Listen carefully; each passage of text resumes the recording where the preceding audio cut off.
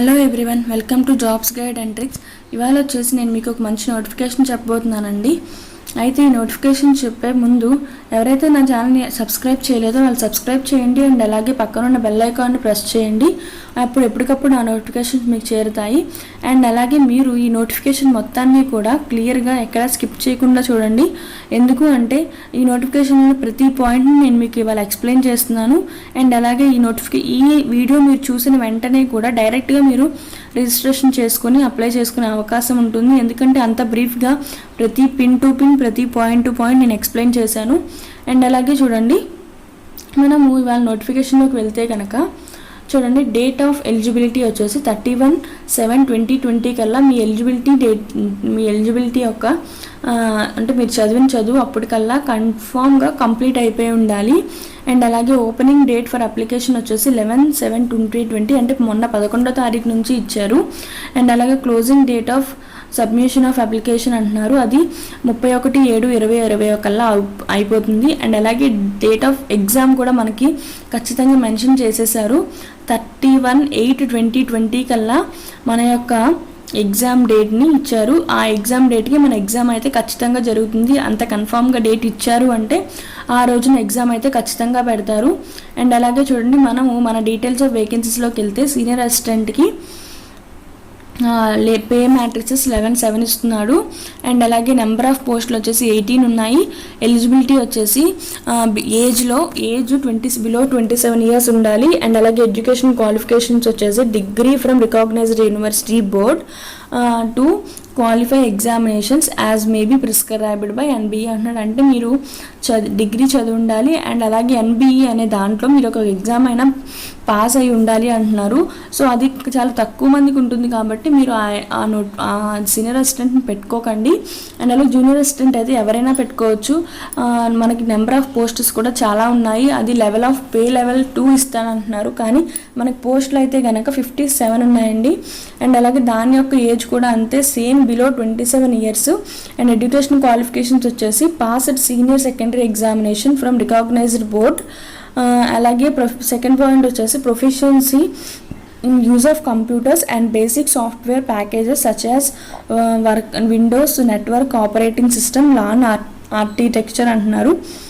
ఏం లేదు, మీకు ప్రొఫిషియన్సీ మామూలుగా కంప్యూటర్ యూజ్ చేయడం వస్తే చాలు. అండ్ అలాగే జూనియర్ అకౌంటెంట్ చూడండి, బిలో 27 ఇయర్స్. అండ్ అలాగే బ్యాచిలర్స్ డిగ్రీ చదివి మీకు తెలిసిందే కానీ జూనియర్ అకౌంటెంట్ అంటే మన 3 years ఎక్స్పీరియన్స్ కావాలంటున్నారు. అది డిజైరబుల్ని అడిగారు, దీనికి కూడా మీరు పెట్టుకోవచ్చు జూనియర్ అకౌంటెంట్కి కూడా. కాకపోతే డిగ్రీలో మీరు మ్యాథ్స్ ఆర్ స్టాటిస్టిక్స్ ఆర్ ఈ డిగ్రీ ఇన్ కామర్స్ చదివి ఉండాలి. అండ్ అలాగే స్టెనోగ్రాఫర్కి అయితే కనుక బిలో 27 ఇయర్స్. అండ్ అలాగే దీనికి వచ్చేసి మీకు తెలుసు ఇంటర్మీడియట్ చదివి ఉండాలి. అండ్ షార్ట్ హ్యాండ్ యొక్క టైప్ రైటింగ్ మీకు వచ్చి ఉండాలి.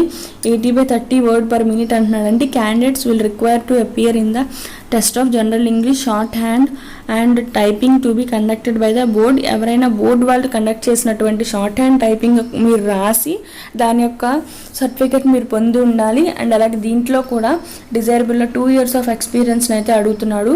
సో మనకి ఈ 4 నోటిఫికేషన్స్లో కూడా మనకైతే జూనియర్ అకౌంటెంట్ పెట్టుకోవచ్చు. అండ్ అలాగే జూనియర్ అసిస్టెంట్ అయితే ఎవరైనా పెట్టుకోవచ్చు. డిగ్రీ చదివి ఇంటర్మీడియట్ చదివి ఉన్న వాళ్ళు ఎవరైనా పెట్టుకోవచ్చు. అండ్ అలాగే చూడండి, నోట్ ఇచ్చారు ఇక్కడ, the number of vacancies are tentative and may increase or decrease withdrawn without prior notice అంటున్నారు. అది ఎవరైనా అందరూ నోటిఫికేషన్స్ ఇచ్చారని నోటిఫికేషన్ ఇచ్చి అలా చెప్పకపోతే మనము వినం కాబట్టి అలా చెప్తారు అంటే. అండ్ అలాగే బి చూడండి, ఏ vacancies may be kept unfilled if no candidate is found suitable అంటున్నారు. అంటే మనం ఎగ్జామ్ రాసినప్పుడు ఎవరైతే కట్ ఆఫ్ మార్క్స్ని చేరలేదో అప్పుడు ఒకవేళ కనుక వేకెన్సీస్ మిగిలిపోతే ఆ వేకెన్సీస్ కూడా వాళ్ళు కెప్ట్ చేసుకుంటాము, అంతేకాని క్వాలిఫై అవ్వని వాళ్ళకి ఇవ్వము అంటున్నారు. అండ్ అలాగే రిజర్వేషన్ ఆఫ్ క్యాండిడేట్స్ అయితే ఎస్సీ ఎస్టీ ఓబీసీ వాళ్ళకి రిజర్వేషన్స్ ఉంటాయి కదండి, ఆ రిజర్వేషన్స్ని వాళ్ళు ఫాలో అవుతూనే వేకెన్సీస్ని అయితే ఫిల్ చేస్తామంటున్నారు. అండ్ అలాగే వేకెన్సీస్ని ఎలా బ్రేక్ చేశారని చూడండి ఒకసారి. సీనియర్ అసిస్టెంట్కి అయితే 18 వేకెన్సీస్ ఉన్నాయని చెప్పాను కదండి. రిజర్వేషన్స్ వచ్చేసి అన్రిజర్వ్డ్కి 11, ఎస్సీకి 2, ఎస్టీకి 1 అండ్ ఓబీసీకి 4 ఉన్నాయి. అండ్ అలాగే జూనియర్ అసిస్టెంట్కి వచ్చేసి 57 ఉన్నాయి కదండి. అన్రిజర్వ్డ్కి 28, ఎస్సీకి 7, ఎస్టీకి 5 అండ్ ఓబీసీకి 17 ఉన్నాయి. అండ్ అలాగే జూనియర్ అకౌంటెంట్కి 7 వేకెన్సీస్ ఉన్నాయండి. అన్రిజర్వ్డ్లో 5 ఉన్నాయి, ఎస్సీలో 1 ఉంది, ఎస్టీలో లేవు అండ్ ఓబీసీలో కూడా 1 ఉంది. అండ్ అలాగే చూడండి, మీరు ఎక్కువ ఉన్న వేకెన్సీస్ని చాలా ఎక్కువ ఎంచుకోవడం చాలా మంచిదండి.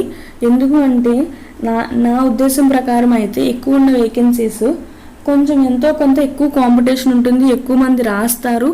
అండ్ అలాగే మీకు కూడా ఎక్కువ మంది రాసినప్పుడు కాంపిటీషన్లో సాధించిన సాధింపు ఎవరికైనా సరే చాలా ఆనందాన్ని ఇస్తుందండి. అండ్ అలాగే చూడండి, నెక్స్ట్ వచ్చేసి మన యొక్క స్టెనోగ్రాఫర్కి అయితే కనుక 8 పోస్టులు ఉన్నాయి. అండ్ అలాగే అన్రిజర్వ్డ్కి 5 ఉన్నాయి అండ్ ఎస్సీకి 1 ఉంది, ఎస్టీకి ఏమీ లేవండి, ఓబీసీకి 2 ఉన్నాయి.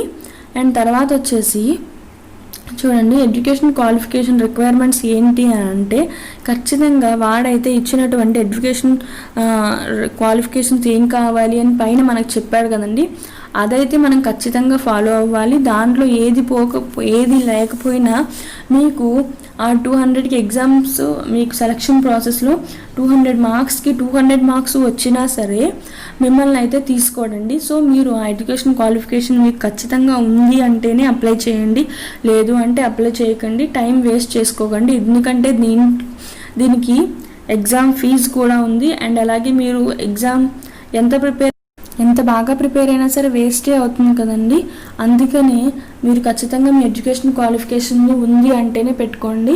అండ్ అలాగే ఏజ్ కూడా ఒకసారి కరెక్ట్గా చూసుకోండి, ఏజ్ కూడా కరెక్ట్గా ఉంటేనే ఇస్తానని క్లియర్గా మనకి మెన్షన్ చేస్తున్నాడు. అండ్ అలాగే మోడ్ ఆఫ్ సెలెక్షన్ వచ్చేసి మనకి కంప్యూటర్ బేస్డ్ ఎగ్జామినేషన్ ఒకటి పెడతాడు 31 ఆగస్టున. అండ్ అలాగే మళ్ళీ స్కిల్ టెస్ట్ కోసం 29/20/20కి మనల్ని ఎన్బీకి పిలుస్తారంటండి. అయితే అది మీరు క్లియర్ చేసినట్లు అయితే షార్ట్ లిస్ట్ చేసి మీకు ఈ యొక్క పోస్టులను అయితే ఇస్తారు. అండ్ అలాగే స్కిల్ టెస్ట్ వచ్చేసి 29/20/20 జరుగుతుంది. అంటే మనకి ఈ ప్రాసెస్ అంతా 2 monthsలో అయితే కంప్లీట్ చేస్తున్నారు. సో చాలా చాలా ఫాస్ట్గా కంప్లీట్ చేస్తున్నట్టే అర్థమండి. ఎవరికైతే జాబ్ ఖచ్చితంగా కావాలి అండ్ అలాగే ఫాస్ట్గా కావాలి అనుకుంటారో వాళ్ళు మాత్రం ఖచ్చితంగా పెట్టుకోండి అండ్ కష్టపడండి ఏది రాదు. అండ్ అలాగే చూడండి, తర్వాత వచ్చేసి మనకి పే మ్యాట్రిసెస్ గురించి చెప్పారు, డీటెయిల్స్ ఆఫ్ వేకెన్సీస్ గురించి చెప్పారు. అండ్ అలాగే పర్సన్స్ ఆఫ్ డిజబిలిటీస్ గురించి కూడా మీకు తెలుసు, వాటి యొక్క రూల్స్ తెలియకపోతే ఒకసారి మీరు అప్లికేషన్ ఫామ్ ఫిల్ చేసేటప్పుడు మీకు అర్థమవుతుంది. అండ్ అలాగే ప్లేస్ ఆఫ్ పోస్టింగ్ వచ్చేసి న్యూఢిల్లీ అంటున్నారు, but liable to be posted anywhere in India అంటున్నారు. అంటే మీకు యొక్క రిక్వైర్స్ని బట్టి, మీ యొక్క వచ్చిన మార్క్స్ని బట్టి, మీరు అడిగిన విధానాన్ని బట్టి ఒకవేళ కనుక ఎనీవేర్ ఇన్ ఇండియా చేయొచ్చు. అందుకనే ఎవరైనా సరే ఈ అప్లికేషన్ ఫామ్ని పెట్టచ్చు. అండ్ అలాగే ఇక్కడ వెబ్సైట్ లింక్స్ని కూడా మనకి ఇచ్చారు. వెబ్సైట్ లింక్ వచ్చేసి ఇక్కడ రిజిస్ట్రేషన్ ఆర్ లాగిన్ అని ఇచ్చారు చూడండి. ఆ రిజిస్ట్రేషన్ ఆర్ లాగిన్ అన్న బటన్ని ప్రెస్ చేసి మనము ఆ వెబ్సైట్లోకి వెళ్తాము. అండ్ అలాగే రిజిస్ట్రేషన్ బటన్ ఇచ్చిన దగ్గర రిజిస్ట్రేషన్ చేస్తాము. అండ్ అలాగే రిజిస్ట్రేషన్ బటన్ ప్రెస్ చేసినప్పుడు మనం రిజిస్ట్రేషన్ అయిన తర్వాత మనకు వచ్చిన రిజిస్ట్రేషన్ నెంబర్ పాస్వర్డ్తో మనం లాగిన్ అవ్వాల్సి వస్తుంది.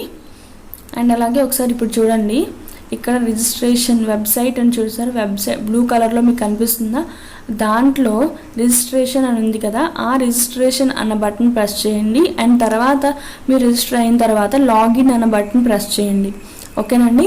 అండ్ అలాగే చూడండి, తర్వాత వచ్చేసి మనకి ఎలిజిబిలిటీ కండిషన్స్ ఏమున్నాయి అని చెప్పి ఇచ్చారు. తర్వాత అది నార్మలే కదండి, ఎవరికైనా తెలిసిందే ఎలిజిబిలిటీ కండిషన్స్, మనం ఆల్రెడీ పైన చూసే ఉన్నాం కాబట్టి మనకి ఇబ్బంది అయితే లేదు. ఆ ఎలిజిబిలిటీ కండిషన్ యాజ్ ఇట్ ఈస్గా ఫాలో అయితే సరిపోతుంది. అండ్ అలాగే హౌ టు అప్లై, ఎందుకని ఈ వీడియో నేను చివరి వరకు చూడమన్నాను అంటే చూడండి, మనకి హౌ టు అప్లైలో మనం ప్రతిసారి అప్లై చేసే అప్లికేషన్స్లా కాదండి. అప్లికేషను మనల్ని ప్రతి అప్లికేషన్ అప్లై చేస్తూనే 10th class mark list and 12th class certificate, graduation degree, graduation mark sheet, post graduation degree, experience certificate, and అలాగే మీకు ఇంకా ఏమేమైతే సర్టిఫికెట్స్ ఉన్నాయో వాటన్నిటినీ కూడా సెల్ఫ్ అటాస్టేషన్ చేసి ఒక డాక్యుమెంట్గా తయారు చేసి దాన్ని రిజిస్ట్రేషన్ చేసినప్పుడు అప్లోడ్ చేయమంటున్నారు. అందుకని నేను మిమ్మల్ని ఈ అప్లికేషన్ ఫామ్ మొత్తాన్ని చూడమంటున్నాను. అండ్ అలాగే వీటితో పాటు ఎన్ఓసి, మీకు అప్లికేబుల్ అయితే ఎన్ఓసి, అండ్ క్యాస్ట్ సర్టిఫికెట్లు ఉంటే క్యాస్ట్, ఫార్వర్డ్ అయితే ఫార్వర్డ్, ఈడబ్ల్యూఎస్ ఉంటే ఏ అప్లికేషన్ ఫామ్ మీకు ఏ ఒక్క సర్టిఫికెట్ ఉన్నా సరే మీ దగ్గర అదైతే ఖచ్చితంగా మీరు అప్లోడ్ చేయాల్సి ఉంటుంది. అండ్ అలాగే మీరు క్యాస్ట్ సర్టిఫికేట్తో పాటుగా పాస్పోర్ట్ సైజ్ ఫోటోగ్రాఫ్ని అండ్ ఐడెంటిఫికేషన్ ప్రూఫ్ ఆఫ్ ఐడిని కూడా మీరు దాంట్లో పెట్టాల్సి వస్తుంది. ప్రూఫ్ ఆఫ్ ఐడి అంటే ఆధార్ కార్డ్ పెట్టచ్చు, పాన్ కార్డ్ పెట్టచ్చు, డ్రైవింగ్ లైసెన్స్ పెట్టచ్చు, అండ్ ఎవరైనా ఏదైనా సరే పెట్టచ్చండి. అండ్ అలాగే చూడండి, అప్లికేషన్ ఫీజు వచ్చేసి నాన్ రీఫండబుల్ అప్లికేషన్ ఫీ వచ్చేసి 1500 ప్లస్ జిఎస్టీతో కలిపి అండి. అండ్ అలాగే జనరల్ కేటగిరీస్ వాళ్ళకైతే 1500 and non refundable application fee 750 అంటున్నాడు. అది కూడా SC ST, forward, OBC, non creamy layer, EWS categories and women categories కూడా 750 రూపాయల యొక్క అప్లికేషన్ ఫీజుని అయితే వాళ్ళు ఛార్జ్ చేస్తున్నారు. అండ్ అలాగే మోడ్ ఆఫ్ పేమెంట్ మీకు అది తెలిసిందే కదండి. మోడ్ ఆఫ్ పేమెంట్ వచ్చేసి మనం ఆల్రెడీ ఆన్లైన్ అప్లికేషన్స్ ఎలా అయితే పెడతామో అలా ఆన్లైన్లో కట్టాల్సిందే. అండ్ అలాగే ఎగ్జామినేషన్ సెంటర్స్ వచ్చేసి ఆ ఎన్బిఈ అనే వెబ్సైట్లో మనకి అప్లోడ్ చేస్తాము అని చెప్తున్నారు. అండ్ అలాగే స్కీమ్ ఆఫ్ ఎగ్జామినేషన్ చూసినట్లయితే మనకి 31st ఆగస్ట్న ఎగ్జామ్ అయితే జరుగుతుంది కదండి. దానికి సీనియర్ అసిస్టెంట్కి అయితే చూసారు పైన చూపించిన విధంగా సేమ్ అండి. అలాగే జూనియర్ అసిస్టెంట్కి కూడా సేమే, కాకపోతే మనకు వచ్చేసి ఇక్కడ అది డిగ్రీ లెవెల్లో జరుగుతుంది, ఇది ఇంటర్మీడియట్ లెవెల్లో జరుగుతుంది.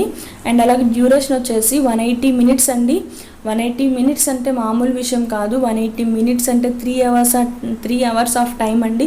3 అవర్స్ ఆఫ్ టైంలో మీరు జస్ట్ ఆఫ్ 200 మార్క్స్కి రాస్తున్నారు. అదే బ్యాంక్స్కి అయితే కనుక మీరు 2 అవర్స్ టైంలోనే రాస్తున్నారు.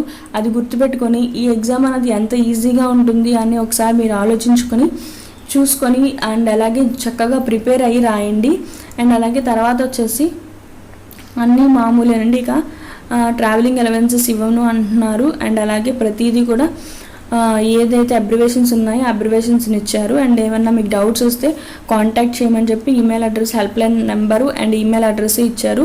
ఒకవేళ మీరు విజిట్ చేయాలంటే వెబ్సైట్ని కూడా విజిట్ చేయండి. అండ్ అలాగే ఇప్పటివరకు ఎవరైతే నా ఛానల్ సబ్స్క్రైబ్ చేయాలో సబ్స్క్రైబ్ చేయండి. ఒకవేళ మీకు ఈ వీడియో నచ్చినట్లయితే లైక్ చేయండి, షేర్ చేయండి and please subscribe to my channel. And అలాగే నా ఛానల్లో ప్రిపరేషన్ ట్రిక్స్ కూడా చెప్తున్నాను, ఒకసారి విజిట్ చేయండి.